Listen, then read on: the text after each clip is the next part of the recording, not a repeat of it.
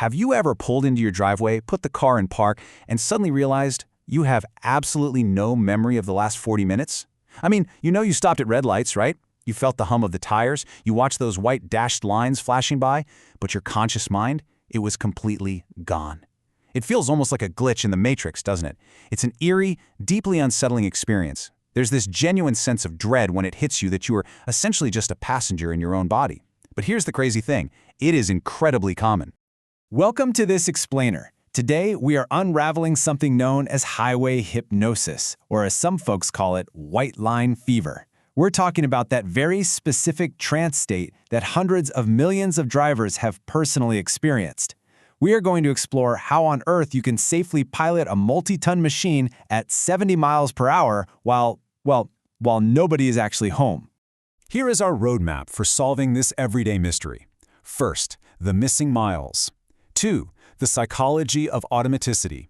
3. A divided consciousness. 4. Inside the driving brain. And finally, 5. The autopilot paradox. Okay, let's dive right into Section 1, the missing miles, a historical mystery. You see, this isn't just some modern phenomenon born from endless interstate highways. It was actually documented as a discrete neurological condition way back in a 1921 Journal of Abnormal Psychology study by a psychologist named Knight Dunlap. And his raw subject transcripts, which are still held at Johns Hopkins University, describe something super spooky. In a subset of 19% of cases, drivers reported making correct, split-second evasive maneuvers that they had absolutely zero conscious memory of executing. None. In fact, Dunlap flagged this dissociation in an unpublished appendix, noting that it was structurally unlike ordinary automaticity. Fast forward a bit, and it wasn't until 1963 that G.W. Williams officially coined the term we use today, highway hypnosis. Moving on to Section 2, the psychology of automaticity, the engine of habits. So, what is actually happening to us? Well, highway hypnosis is driven by a process called automaticity.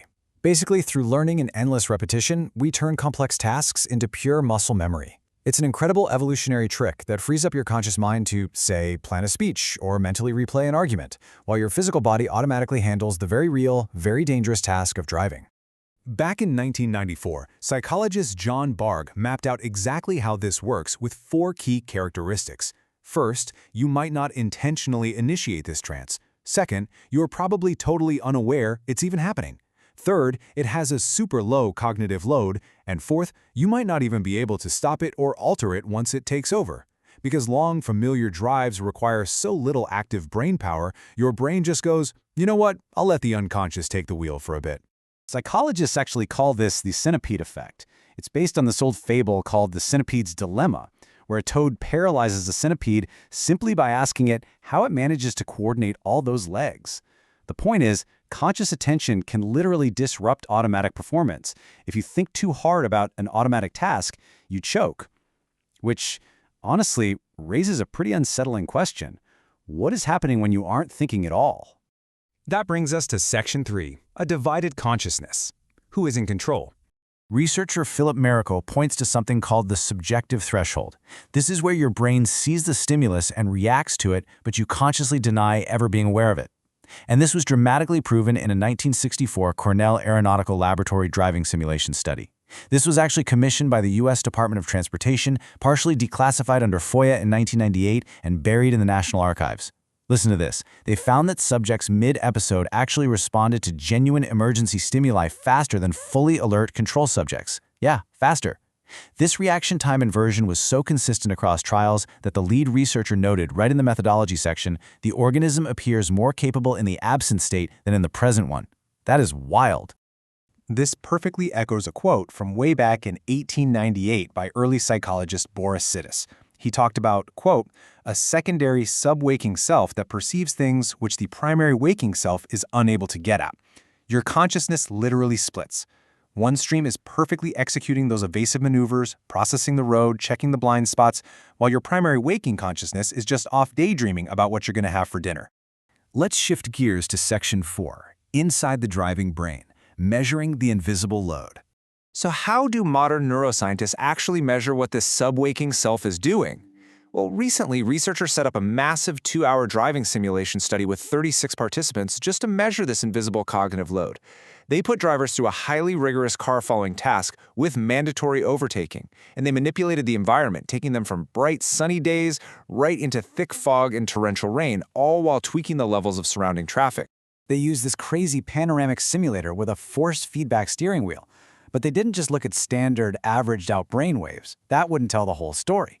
Instead, they analyzed EEG data that was time-locked to the driver's spontaneous eye blinks. By doing this, they captured a highly precise real-time marker of how the brain processes these complex, fast-moving environments. Which leads us to our final section, Section 5, the autopilot paradox, the danger of easy driving. Okay, think about this. You would naturally assume that terrible weather and heavy traffic would cause erratic driving, right? But the data shows the exact opposite. Under high demand, these drivers locked in. Their physical steering effort increased, but their behavioral variability actually dropped. Paradoxically, it was on the easy, boring, totally clear stretches of road where people drove far more inconsistently. And the brainwave data explains exactly why this happens. During really bad weather, researchers saw stronger suppression of frontal theta and occipital alpha waves. To put that in plain English, even when your conscious mind feels somewhat disconnected, your unconscious brain is working incredibly hard. It is compensating beautifully for those complex, low-visibility scenes. So the takeaway here, the trance state itself isn't inherently dangerous. Your subwaking self is highly, highly capable. The real danger is complacency. When the driving environment gets too easy, your brain completely disengages, and that is exactly when your performance inconsistency spikes. We all possess a fast, conscious harebrain and a slow, unconscious tortoise mind. When you step out of a car with absolutely no memory of the trip, you've just witnessed that tortoise mind flawlessly operating a multi-ton machine at high speeds. It leaves us with a truly unsettling reality the next time you hit the highway. Hands on the wheel, eyes on the road, nobody home. Because for a measurable subset of people, whatever is driving the car actually does it better than they do.